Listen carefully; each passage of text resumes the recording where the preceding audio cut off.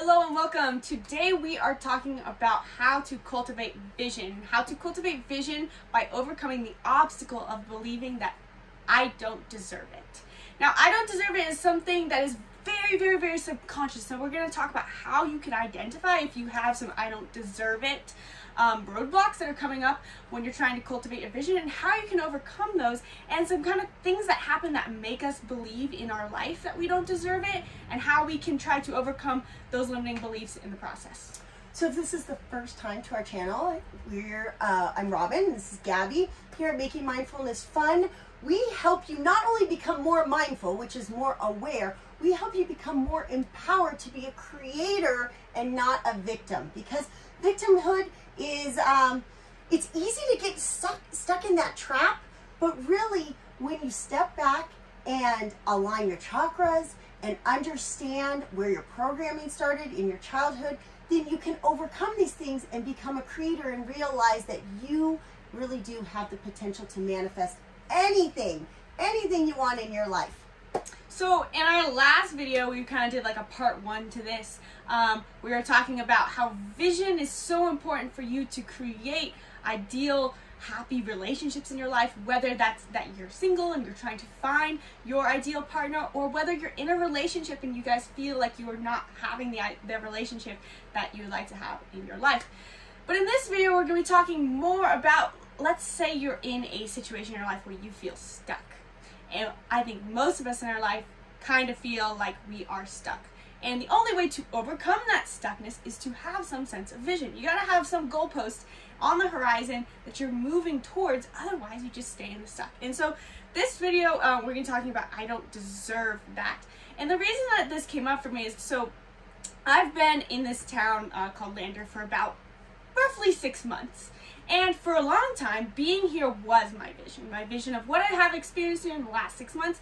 I kind of crossed all those T's and dotted all those I's of what I wanted, what for so long was my vision of what to experience. However, probably in the last maybe 2 months, I realized there's been this subtle feeling of not knowing what's next, of where you realize that you've come to this fruition, but you're also now starting to feel like you're stuck. And this is something that I felt like, oh wait, now I feel like I'm stuck.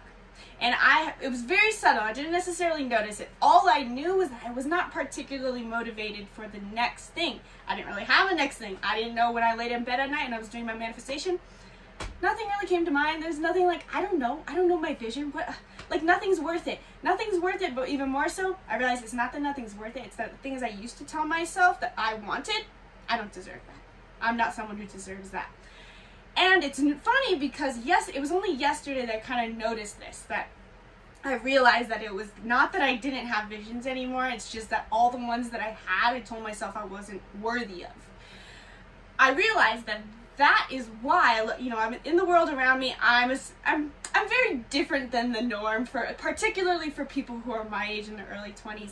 And, I interact with the people around me a lot, I have peers and friends, but it's always striking to me that, people are definitely going through essentially the rat race, where they're just like trying to get through the next day, so they just pick up any old random job.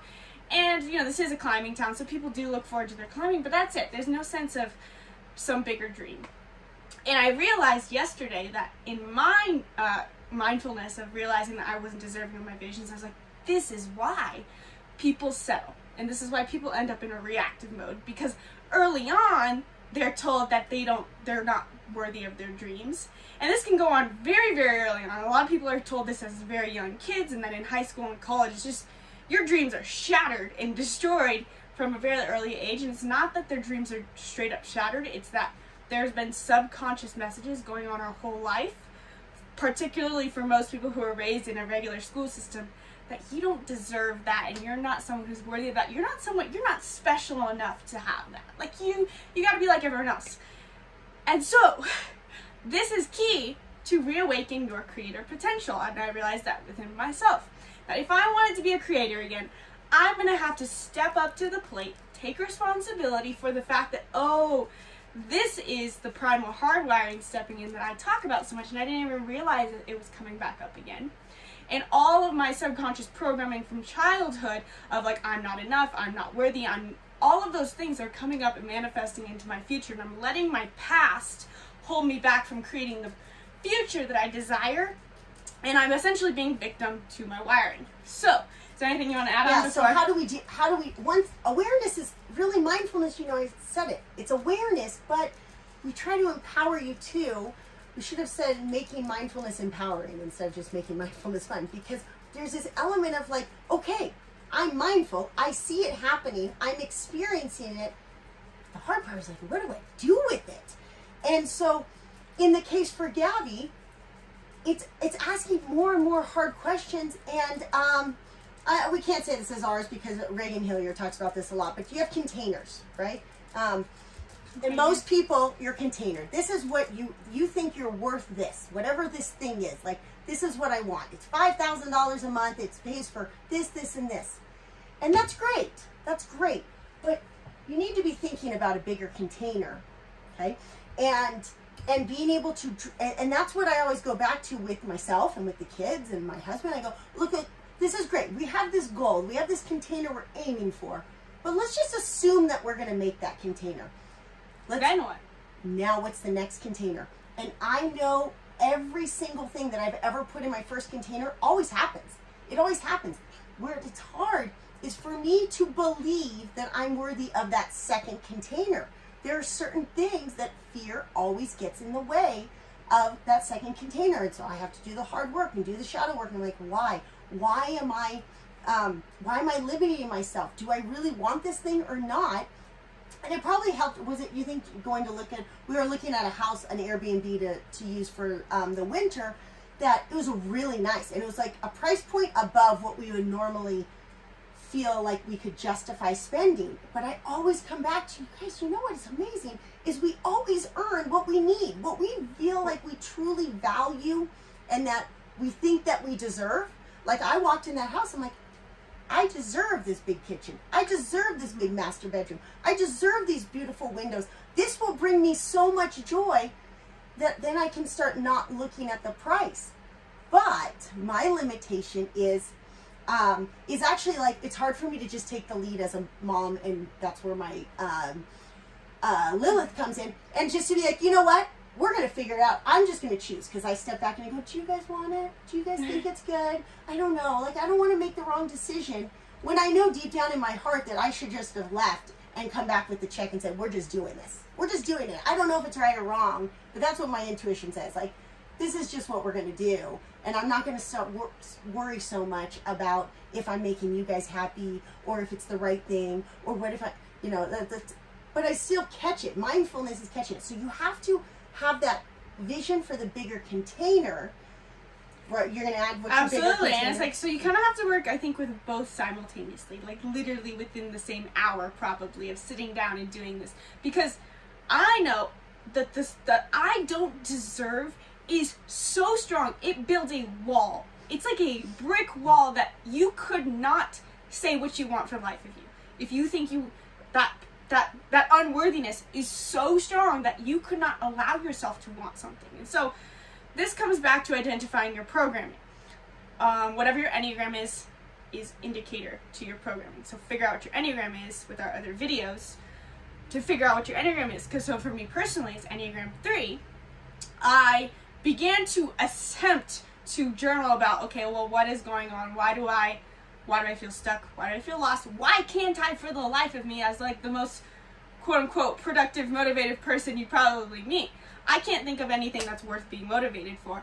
And so I went the other way. Well, why do I feel like that? Trying to process that. And so I went to like, well, is this like the Enneagram syndrome? Is this my I'm not good enough thing? Like, and so I realized, that in the process of that over the past, that I had all these things that I had told myself that 6 months ago I thought I was worthy of and deserving of. I realized that I thought that external triggers instigate something that is really just a personal responsibility. So it might be that like I could blame and say, well, it was because of this conversation with you or this conversation with this person. Oh, well, that conversation made me feel like I wasn't good enough, but it's me I'm the one who feels like I'm not good enough. They didn't actually make me. It's just that those conversations trigger past memories. So for me personally, I have conversations often that make me feel like I'm not good enough, and that trigger the thought emotion cycle of me being 6 years old doing gymnastics and feeling like people are all constantly telling me what I'm doing wrong in my back handspring rather than what I'm doing right. I think it's easy to, you're probably also alluding to, because she's a 3 achiever, it's easier or more dominant to get caught in the comparison game. Right. They achieve more than me. I'm never going to achieve the same. I would think in this example particularly, in the I don't deserve this, it's the feeling of like thinking about all the things you don't do right rather than all the things you can do. And so it doesn't, that's specific to my Enneagram. Maybe there's some parts in that you relate to, but it's your Enneagram is the secret to tapping into this. You can actually solve it without that. Like, you can just be really intuitive and bold and brave and take risks, and you'll probably figure it out. It's just Enneagram makes it kind of a shortcut, because then you say like, oh yeah, I'm probably running this play. And even further, in your natal chart kind of reflects in detail some of the Enneagram things. And so Gabby could also look at it in the terms of North Node, South Node, or Lilith. They always come back to some element of that. But we're coming, so I think all of those things can be super helpful. But essentially what you have to do is if you're trying to deal with this, don't know what you want, don't deserve it, you come into the space and practice mindfulness and journal through it and say, hey, there's that program again. I see it. I see it in my head operating. It's triggering this thought emotion cycle. But I'm going to pause for a minute. I'm going to pause, and now I'm going to believe for just 1 millisecond. Let's just say I'm deserving of anything I want. And repeat that mantra to yourself. I'm worthy of everything I desire. I deserve anything I want. And if you allow yourself to just repeat that, your body will begin to react to that thought cycle. Your thought dictates your emotions. And so if you just think that, then all of a sudden you might experience your deservingness and your worthiness long enough to feel the inkling of something that you want. And we talk about like the different areas of your life often. You can maybe touch on them. It doesn't matter what area of your life it is, but wanting and desire is vision. You have to want something to create some sort of vision, and vision is what allows you to tap into purpose. A purposeful existence is simply you moving towards what you want and overcoming the things along the way. We talked about this in last week's videos, that we tend to attach to what we don't want. I did an example with middle names where the kids made fun of like the middle names that I gave them, but they didn't really make fun of them. They were just saying that. I said, well, what? Well, tell me what you do want. I'll go to the courthouse and we'll change it. But the point being, it's really easy. I do catch this in coaching a lot, that it's easy for people to say, well, I don't like this, and I don't want that, and I can't do this, and I'm like, I don't want to hear that. I don't care. Tell me what you do want. Well, I don't know. Okay, well, or they go on to a tangent story. Well, let me tell you the story, and it's like, wait. I just need to know what's the end result that you want. How will you measure this? Because if it's not measurable, it's really going to be hard to put into play. So I hope this helped. Leave us a comment and let us know if you need more details, because we might have been too vague. We do catch that we go on these big ideas and big concepts, and sometimes we need to narrow it down to the simplest form. But in the simplest form is, what do you want to create? What do you want? Your containers, right? If your container's small and you achieve that, that's great. What's going to be this next one? And then catch all the self-limiting beliefs that are coming up, that are excuses or defense mechanisms. Or Gabby mentioned something, I think it was yesterday's video. It doesn't even become, it becomes contentment. Contentment is the worst. Like, I want you to have gratitude, but I want you to dream. As soon as you go to gratitude for contentment, you're going to be stuck. There's no energetic force driving you to something more. So even if it's just that you want to be a ray of sunshine to everyone you meet, and you're going to walk out your door and you're going to skip and high five everybody you walk across or cross paths with, and you're just going to be an energetic sunshine to the world, awesome. That's something you want. Go do that. That's a great first step. And I do notice that a lot of people have trouble with just learning how to be happy. They don't even know, like, how do I be happy? Like, I'm so sad, or I'm so angry, I'm so depressed.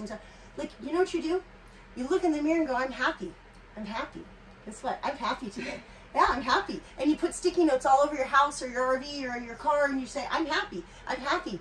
And I would love for Victor to come on, because I can tell you this because that's what he had to do. At some point I was like, I just wish you were happy. Like, why? He's like, I don't know how to do that. Like, I know how to be professional. I know how to be serious. I definitely know how to be sad, but I don't know how to be happy. And then he's just started like going, I'm just smiling. And I'm like, what are you doing? He's like, I'm practicing being happy. I'm smiling. Like, okay, it's kind of creepy, but I did ask you to be happy, so that's awesome.